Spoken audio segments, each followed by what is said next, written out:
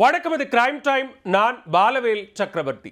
சென்னை ரயில் நிலையங்களில் தனியாக பயணிக்கும் பெண்களை குறிவைத்து காஃபியில் மயக்க மருந்து கலந்து கொடுத்து கைவரிசை காட்டிய இளம்பெண் ரயில்வே போலீசாரிடம் சிக்கியுள்ளார்.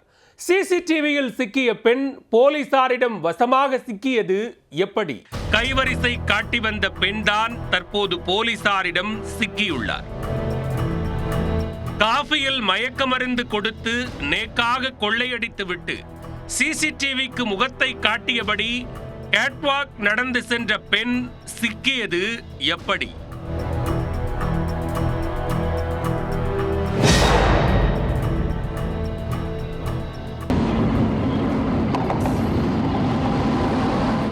ரயில் நிலையங்களில் தனியாக செல்லும் பெண்களை குறிவைத்து மொத்தமாக கொள்ளையடிப்பதுதான் இந்த பூமிகாவின் ஸ்டைல். வயதான பெண்கள், ஐடியில் வேலை பார்க்கும் பெண்கள், குடும்ப பெண்கள் என தனியாக பயணிக்கும் பெண்களிடம் வாண்டடாக வந்து ஒருவர் பேச்சு கொடுக்கிறார் என்றால் அதுதான் இந்த பூமிகா. நீண்ட நாள் தோழியை நேரில் பார்த்தது போல சிரித்து மழுப்பி பேச்சு கொடுக்கும் பூமிகா சிறிது நேரத்தில் தோளில் கை போடும் அளவுக்கு நெருங்கி விடுவார். அடுத்துதான் ஆரம்பிப்பார் தனது ஆட்டத்தை. டயர்டாக இருக்கிறது, ஒரு காஃபி குடிப்போமா?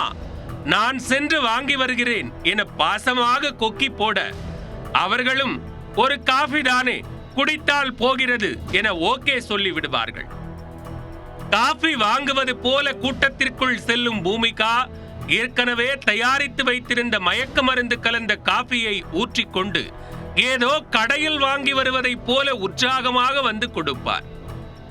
அதனை குடித்ததும் அரை மயக்கத்தில் தலை சுற்ற தோளில் தலையை போட்டு தாலாட்டு பாடி தூங்க வைத்து விட்டு நகை, பணம், லேப்டாப் என ஒவ்வொன்றாக உருவி விட்டு அந்த பெண்ணுக்கு பெரிதாக நாமம் ஒன்றை சாத்திவிட்டு சென்று விடுவார் பூமிகா.